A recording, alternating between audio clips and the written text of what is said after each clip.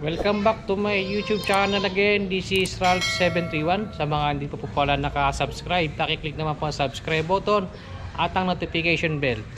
Okay mga ka-M3, at umorder ako ng injector online. Ayan. Kasi po itong isa naming M3 nagpalit din na injector.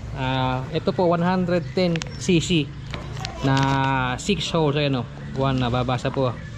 110 6 holes. So ikakabit po natin ngayon dito. Testingin na natin. Medyo okay naman yung stock niya injector, kaya lang po may konting knocking. Para safe, mag-upgrade tayo ng 110cc na injector. Okay, so papakasin ko muna po. Ito yung alaga ko. So bago na rin P-Max yan. Kakabit na po natin yung injector na 110cc. Yung TPS po nito na ito na ko na sa stock injector, baka mag-calibrate po ulit ako. Titingnan po natin.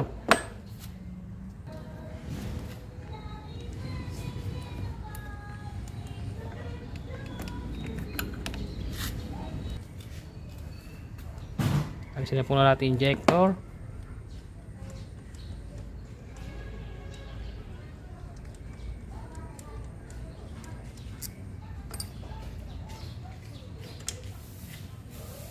Ayan, ito po yung stock na injector yan. So ito ipapalit natin.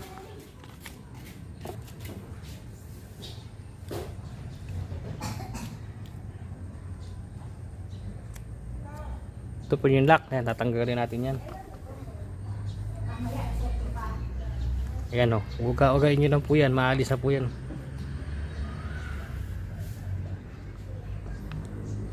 Ayan, yung gasolina pa yun.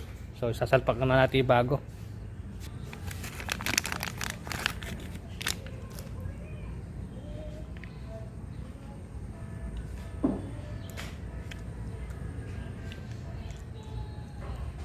Yun,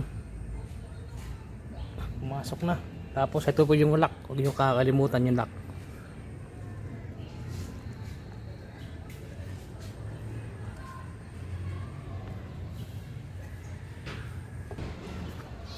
Tusok na po natin yung injector. Lakisan natin ng konti para dumulas po ito yung o-ring, para hindi mapunit ng konting langis.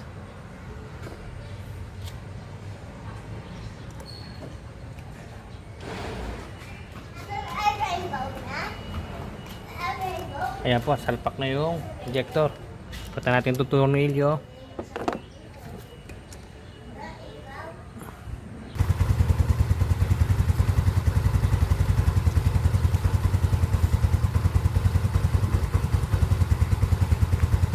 Ano lang muna po natin, warm up.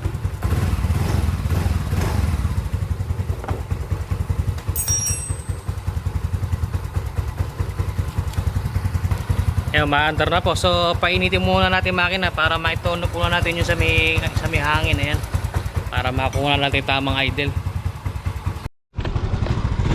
Testingin po natin yan.